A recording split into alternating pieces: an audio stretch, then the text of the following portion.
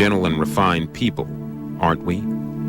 We'll make good communists if someone deals with the fascists for us. Could he be violent? Only if people were violent to him. I can be violent also, and I imagine so can you. You see, that's the whole story of America. They take their violence and turn it back around on somebody else. I don't have to talk about American violence. You can look all over the world and see American soldiers everywhere fighting in other people's countries and killing them. So if I were running the country in America, I wouldn't open my mouth about violence.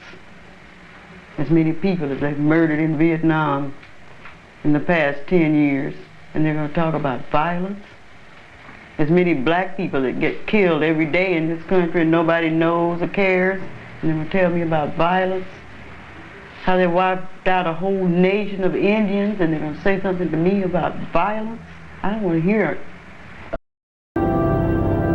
In spite of all, I am human and have done things that require forgiveness from others.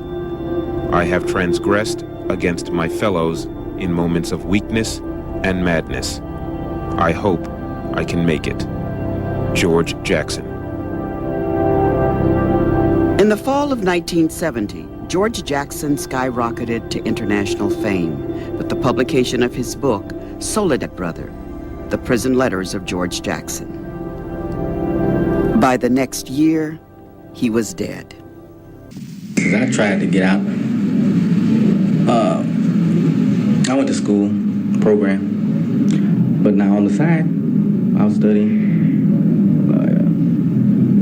things that I felt that would help the community. My personal opinion of what the black community needs. The officials didn't feel that the things that I was doing, the things that I was saying, were the type of things they wanted in the street. At Soledad, the charismatic Jackson conducted secret political study groups with other inmates, trying to unify the prisoner class. 2 or 3 faces of fascism. The original thing where it begins as a almost anti-establishment, intellectualized movement.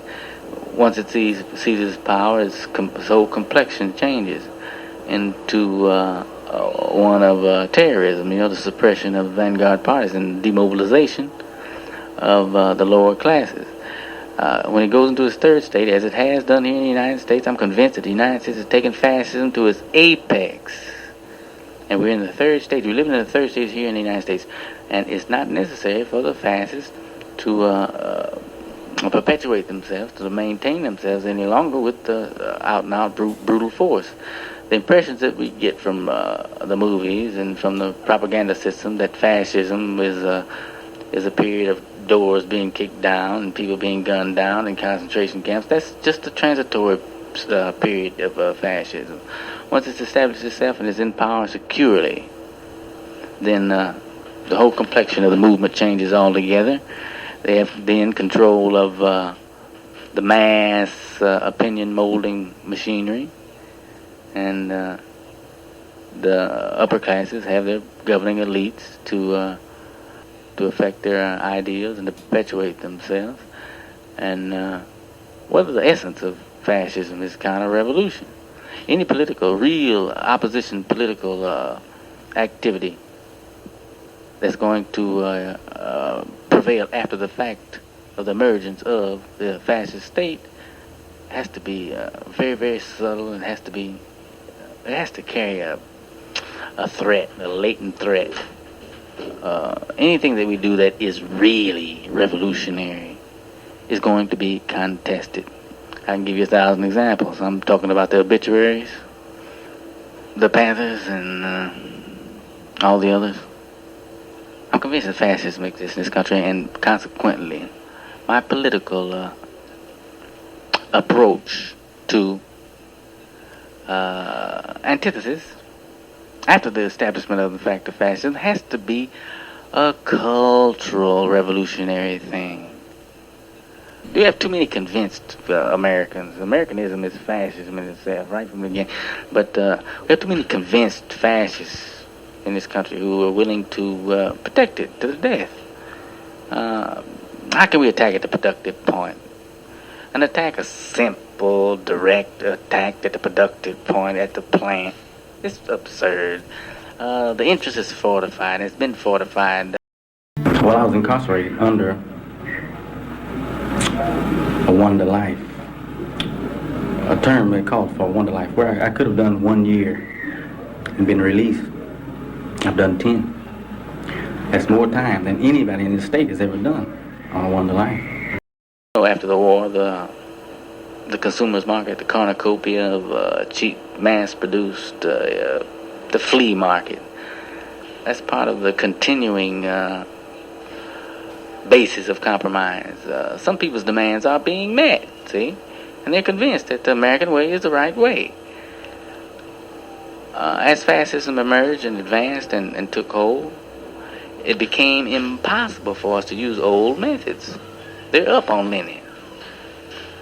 I'm convinced that from here, where we stand right now, the only way to advance revolutionary consciousness or reestablish the feeling of community, reestablish our class consciousness, is to create revolutionary culture. I believe in the commune, the ideal of the central city communes.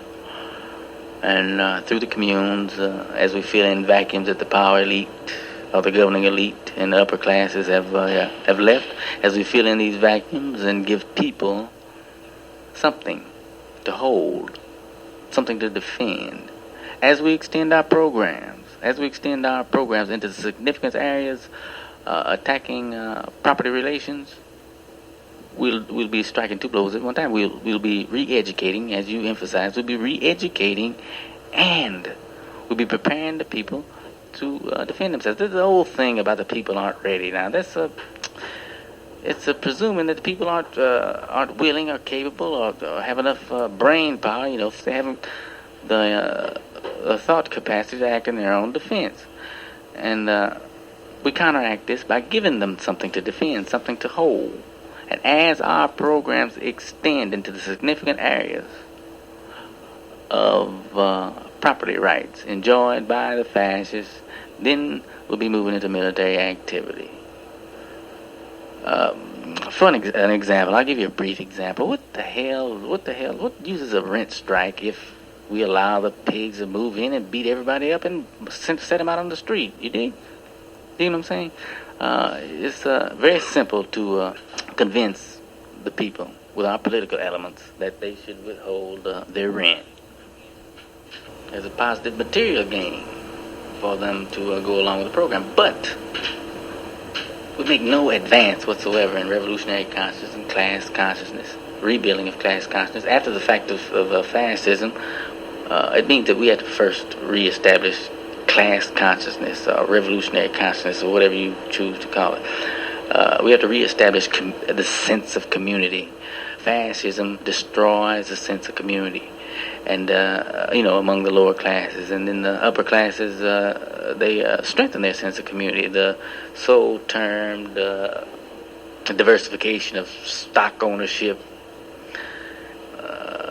Well, what it did actually was create a great community of interest among the upper classes.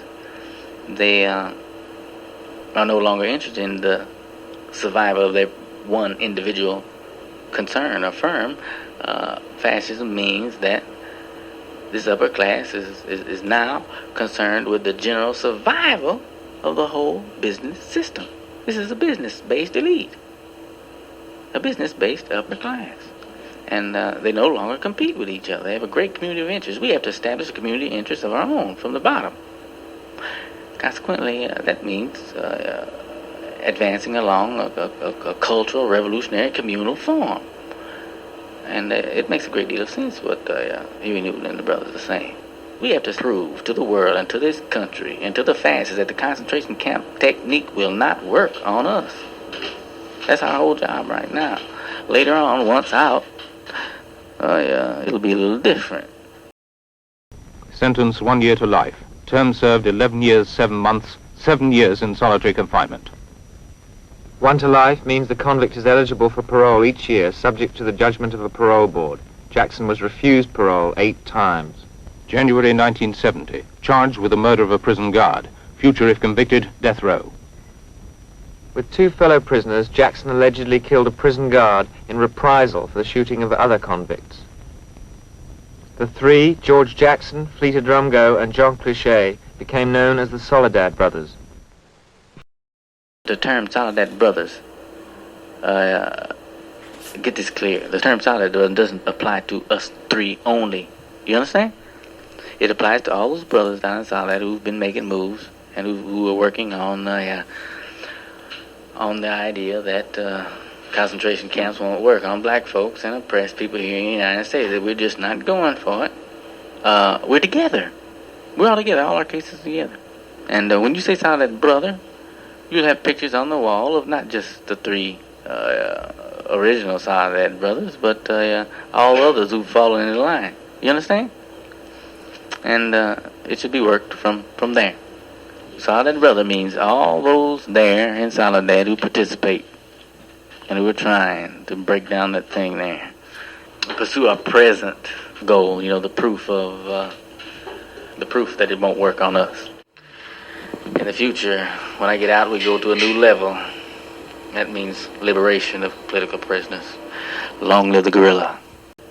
We are not acting individually inside the prisons here. We're all together. And we have perfect discipline, and we have rank and file. The rank and file is necessary. You'll never get anywhere without it. And I think that the failure of the last 50 years, the failures that allowed fascism to emerge right out in front, was like, whether we can contribute to lack of discipline and lack of the ability to create a policy out of 1,000 conflicting opinions and subjective interpretations of what is. We have to have the chairman. We have to have the central figure who's capable of seeing the real, or distinguishing the real from the apparent. I think racism is a control device, control mechanism, create an atmosphere whereby they can control the inmates. And black is just a continuation of the same thing we've been going through on the street. With the function of the prison within the prison state, within the police state, has to be explained, has to be elucidated, has to be gotten across to the people on the street, because we can't fight them alone, and you know, we can fight, but the results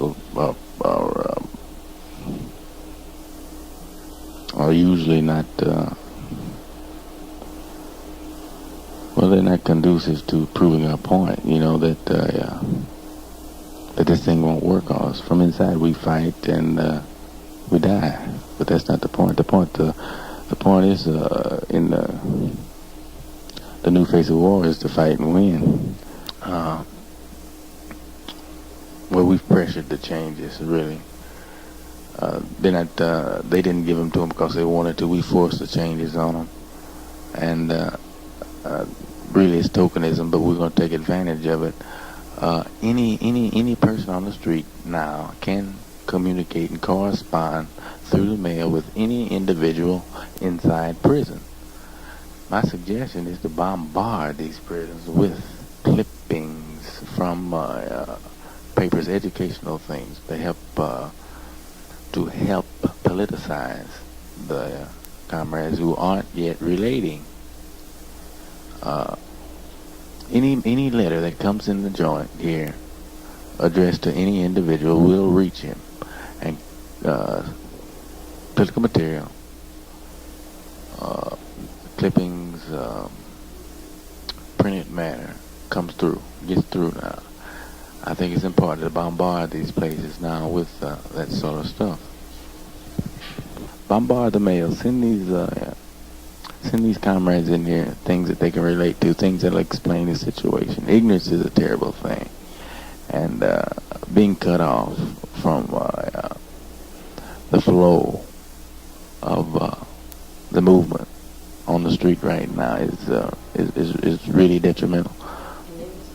The few, the infrequent peaceful victories in Latin America, such as that of Salvador Allende in Chile, most people still believe that armed struggle is the only way most Latin American countries are going to be free. There have been some recent victories in the courts for members of the Black Panther Party, Los Siete de la Raza. Do you believe that the victories in the court were appeasement? And Allende, the thing that happened to Allende, look, it was not a peaceful revolution. It's deception. Allende is a good man, but what's going on there is just a reflection of the national aspirations of the ruling class. You will never find a peaceful revolution. Nobody surrenders their property without resistance. And until the upper class in Chile is crushed, Allende could at any time be defeated. The letters to my family, my mother, my father, sisters, my brother, Jonathan, they were intended to familiarize them with the situation I was faced with here. Of course, here in prison, we see the repression, the exploitation, the victimization of lower class peoples. I'm saying this, that it's impossible for a man to fuck over a woman if she's got a gun too. You dig what I'm saying? I've got a gun, she's got a gun. I cannot push myself in front of her. That's a physical impossibility. Reconcile ourselves with the fact that from the smallest units, from the smallest cells on up, we're going to have to relate man, woman as equals. And it won't be easy. It's got to work itself out. But the only way it can really work itself out, I'm convinced. And I sure hope nobody mistakes this as male chauvinism of any type. But I think the only way the problem is going to be resolved is that women become more aggressive. In early stages is because they've been brought up in such a fucked up society, and the society's told them, you can't make revolution. All you can do is wash dishes, you know. And that gets pumped into your head so long that it's very hard for you to get out of that. I breezed over that too fast. Maybe I breezed over that too fast. I'm not going to ask her to wash any dishes. If any dishes be washed in our military safe house, we wash them together. I concede all that. If she's willing to stand beside me and pull the trigger. It doesn't call for more than 3 pounds of pressure to pull a trigger. Counterproductive activity in general. Pie sales and so forth like that. All right, all those things are good. And if we're going to have a raffle, let's raffle shotguns. Was the incident for which you're charged now, was it a revolutionary act on your part? You're asking me to confess to something? As a Unless you want to, did you kill a man? Look,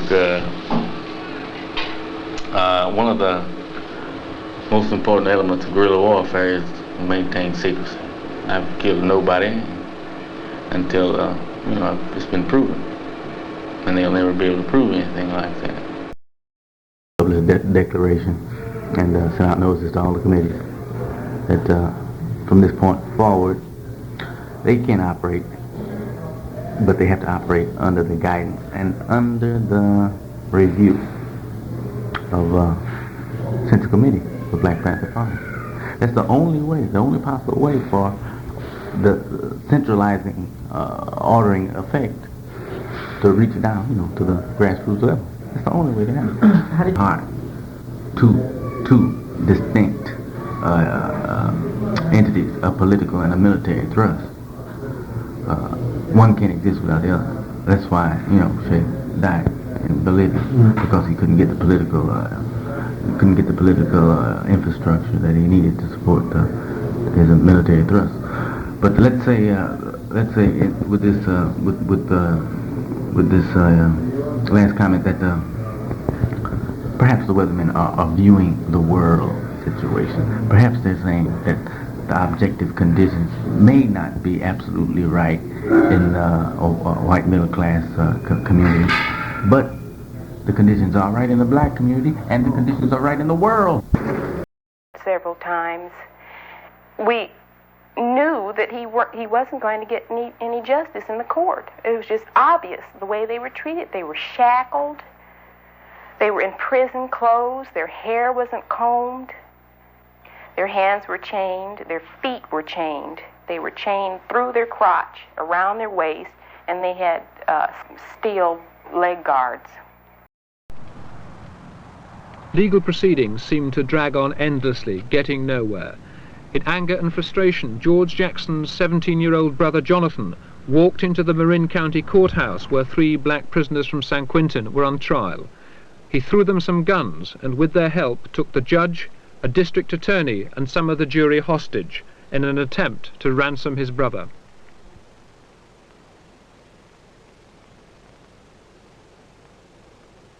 In the shootout with the police that followed, the judge, 2 black prisoners and Jonathan Jackson were killed. After sitting for, I guess, since February, watching Judge Campbell shake his head no and conspire with the prosecutor to send them to the gas chambers, how could anyone who's ever sat in that courtroom think that anybody would get justice? I don't see how anybody could expect it. Not if you're black and poor. Do you think that's what Jonathan was thinking? I think that's what he was thinking. I know he was very depressed about the way that the courts were. My son Jonathan had a lot of faith in the way the courts were until George came up to the court. We all had faith in the courts. You know, there are many black people in this country who have faith in the courts. They believe they can get justice. I used to believe it myself, but not anymore. What happens to George now? What do you expect? I don't know what will happen to George.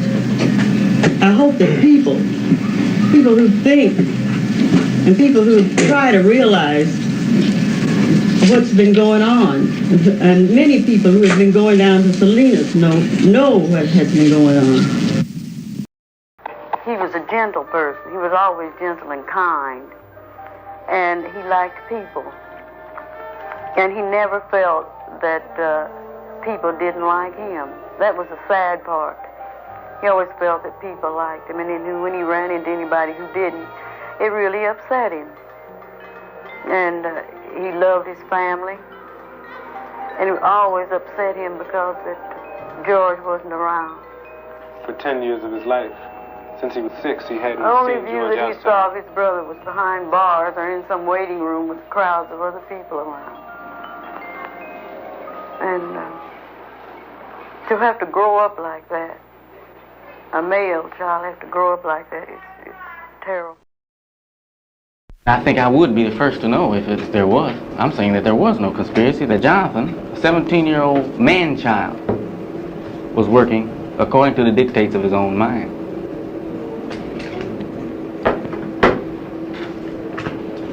In fact, I'm convinced that everybody around him was making a tremendous effort to clip his wings, slow him down. I think most people saw that thing building in him. The loss of confidence, loss of faith in the processes that were going on, the court appearances in the Salinas, and the way we were being treated. I tried not to emphasize the foul treatment when he was around me. But, Well, it seems to you then that this is something that it took a long time for Jonathan to come to the point he reached last Friday. it built over a period of time. It built up over a period of time. Seeing the processes there in Salinas, Campbell, and Brazil, I think enough to shatter anybody's faith. In addition to that, there's a lot of, in terms of the white male left, particularly middle-class white male left, to many, the primary form of oppression to them is alienation from life in general and seeing genocide go on in front of their eyes and them in a position of powerlessness, even if they wanted to do something, although they've been told that they shouldn't. That's a very, somewhat intangible form of oppression, though it's very real, and it's kind of hard to organize around concrete things, you know, to benefit to set up your programs. How do you think a white community, the white youth culture community, can organize around the real changes that have to be done around prison reform, about building the party, about building, survival programs pending revolution? Although that means a different thing in a white community. I mean, survival, if freaks are surviving, they're getting welfare and they're smoking dope and, thinking it's real groovy. You know what we're talking about? We're talking about objective conditions.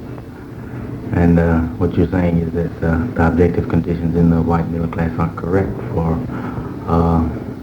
the political programs and the political thrusts that are possible in the black community. And you're asking for, or you're asking for alternatives. But I feel that when we start talking about objective conditions, I don't think that we should separate what I term psychological or subjective conditions too much from objective conditions. I'm saying that a man can get mad enough. A man can get mad enough to fight over what you called just now, let's say U.S. involvement in Indochina and so forth. Man can get mad enough to fight over that. Their motivation, like you say, it doesn't have to be it doesn't have to be overt, let's say, starvation. It could be psychological. People don't understand that that's a necessity at this stage. That what we're working towards is the point where all opinions will be equal, all men equal. But right now we have to have the guidance and the purposeful leadership of a vanguard party. Like Lenin says, Central Committee, General Staff of the People's Army. How do you... The two-stage revolution, and then, of course, the focal motive thing. Do we need to talk about revolution in two stages? Well, How about Mao's theory of revolution in two stages? Making the necessary alliances at first with any group or any segment of society that's in opposition to or that's being exploited by the principal enemies. I'm talking about the men who have placed themselves at the center and above society, the fascist manipulators. But following the mass action and the destruction of the unrighteous, the second stage, of course, would be the socialization stage. I don't think we should worry right now that all of the people that we're allied with be strict Marxist Leninists, just so that they're loyal to revolution. In reading Mao, you see that everywhere he's absorbing. And in some places, even the comprador bourgeois, and points all the way to almost to suicide. Almost, he was compromising with the comprador bourgeoisie, then the national bourgeoisie in China. I'm not saying that we do the same thing, but that's what basically that's what Comrade Huey Newton was saying in his article. His article relating to black capitalism. Mm-hmm. And a lot of people misunderstood that because I didn't. I think I misunderstood that. Did you? Very clear on it, yeah. I mean, not that I misunderstood it. It's just that I had a lot of understanding the concept. Everybody that misunderstood that, of course, that misunderstood that, have not read Mao Zedong's theory of revolution in two stages. Well, I know a lot of Mao Zedong's theory, but it's just a question of being in touch with the black community and where the black community's at, which is another thing. Yeah. But you understand that the guy that owns a drugstore on the corner, even the guy that owns Just a minute. Let's leave the drum go. Hey, brother, how you doing? Right, shout out to the people. Nobody's here to see you. Right. All right. I'll give it a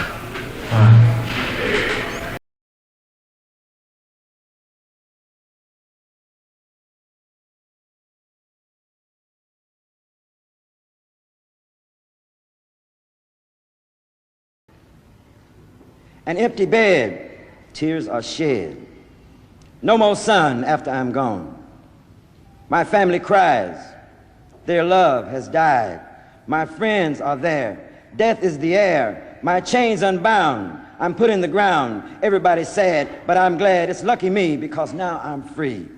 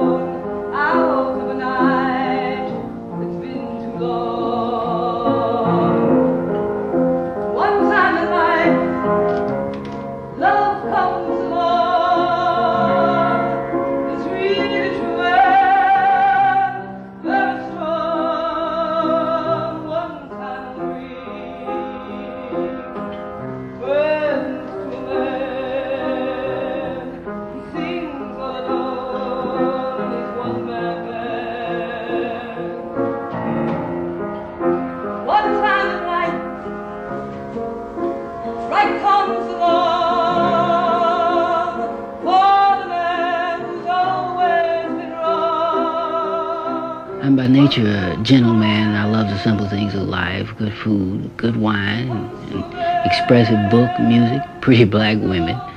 I used to find enjoyment in a walk in the rain, summer evenings in a place like Harrisburg. All of this is gone from me. All the gentle, shy characteristics of a black man have been wrung unceremoniously from my soul.